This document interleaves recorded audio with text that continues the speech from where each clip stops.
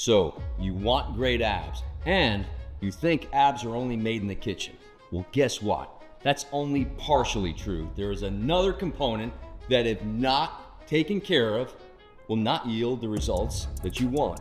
Now, a lot of people downplay the importance of doing abdominal work. They think that all of the work is done in the kitchen. Well, if you want deep insertions, I'm gonna show you the exercises that I use in my program to get the job done. Now, there are a number of different ways that I like to attack the abdominals. And the first one that I'm gonna show you today is floor-based. And floor-based work that actually teaches the abdominals how to perform in the upright position. Now, the key when performing floor-based planking exercises is to maximize the amount of abdominal contraction. And you do that by keeping the elbow as far in front of the shoulders as you can tolerate. So if the elbows are lined up underneath the shoulders when I plank, I still have tension in my abdominals, but for at least the amount of time it takes for my shoulders to get fatigued, I can hold this position. If I really want to dig into my abdominals more, I take my elbows further out in front of my shoulders. So now my abs are absolutely cranked. Now, if I want to take a plank press up from this position, which is the first exercise that I want to show you, I can now press up. My abs are absolutely cranked. Take a shoulder tap, so I'm stabilizing on one arm. Shoulder tap, making sure my hips are completely square to maximize the abdominal contraction. And then slowly rotate onto my side and pretend like I'm pulling a rubber band, pulling my belly button to my spine and flexing nice and high. So I've got obliques, I've got main abdominal wall. And I'm gonna return back to start and then repeat on the other side. One of the things you wanna make sure you do is maintain a pelvic tilt. So when I do my pelvic tilt, it stabilizes my entire core, my entire torso, so that I don't go into my lower back. If you got a swayed position like this, you'll probably go into your lower back as soon as you get your elbows further in front and you get into that nice, tight plank position. Now, the second floor-based plank exercise I want to show you is pretty simple. It looks extremely easy, except it is not. And there are two ways to do it. You can do it on your hands like this. And again, I'm trying to get as much distance between my hands and my feet. So now my abdominals are really, really cranked up. And all I want you to do in this upright position is slowly maintaining the abdominal contraction. Drop the knee. So as soon as I drop the knee, I'm going to feel more tension on the abdominals. Make sure you maintain that nice pelvic tilt. Again, I'm dropping the knee gently. It's real relaxed. Tap like you're touching hot coals and return to start. Now, you can also do this on your forearms. And for me, I find this one slightly easier.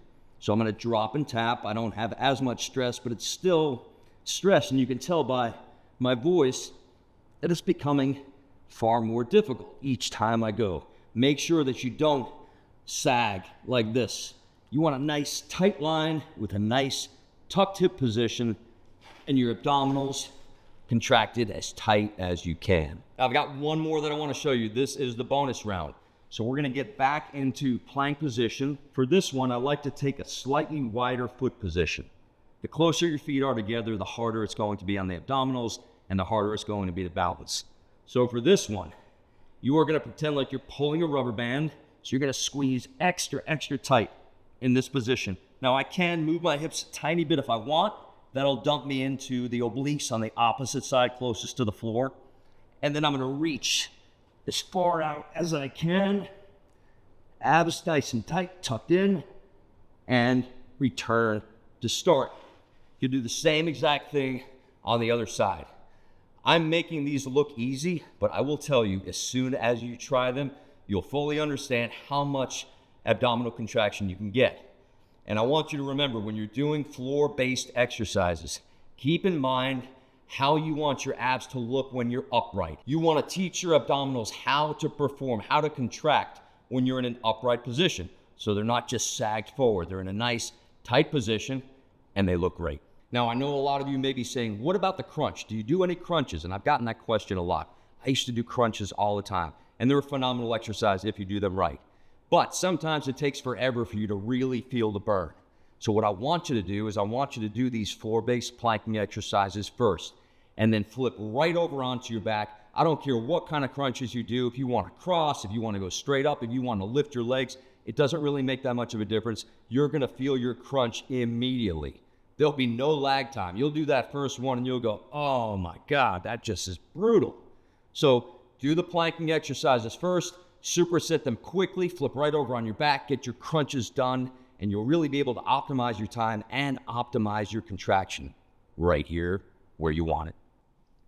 All right, guys, this is one of my favorite ways to work my abdominals. And you all know that I work my abdominals in just about every exercise that I do. But with the pull-up, you get a ton more contraction. Let me show you how to do it. I like a parallel grip for this one. So from a hanging position, the first thing I want to do is I want to get my hips forward. So I've got almost a little bit of a hip tilt with an abdominal contraction. And then as I come up with my hips forward, I want to maintain that position. My abs absolutely crank, especially the higher I get. Now, if I release like this, I lose the contraction. I've got to be locked in forward and then back down. So hips forward, abs nice and tight. You flex all the way up. As long as the hips are in front of the shoulders, you are going to get a phenomenal contraction. And finally, the last move that I am a big fan of, the cable crunch. Simple, but actually needs to be executed properly. So you really don't have to use a lot of weight. I typically don't like to use too much, but enough to get a good stimulation. I like to go with an undergrip and then a partial bend in the knees with a pelvic tilt. Now I do that pelvic tilt every time that I crunch down. And if you take a look, I've got the same distance in between my armpit and my elbow. I'm not pulling down with my arms. I'm actually utilizing my abdominals for this position. One of the other things you can do is gently lift a leg and then come back up. Lift the opposite leg and come back up. The key is maintaining proper form and not pulling with the arms. And you can progressively overload this as much as you want. So if you're really looking at building the cubes and the abdominals, this is a great way to do it. You can actually increase the resistance and then increase the amount of muscle fibers involved. Now, I know a lot of you are going to be confused about the organization of the abdominal exercises. When do you put them into the program? You can check out my online program. I've got it linked in the description. It details absolutely everything. Reps, sets, where the exercises are.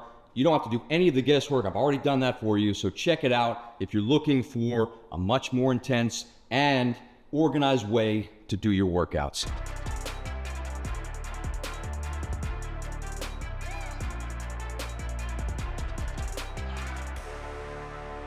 If you enjoyed this abdominal segment as much as I did, please like and subscribe to my channel.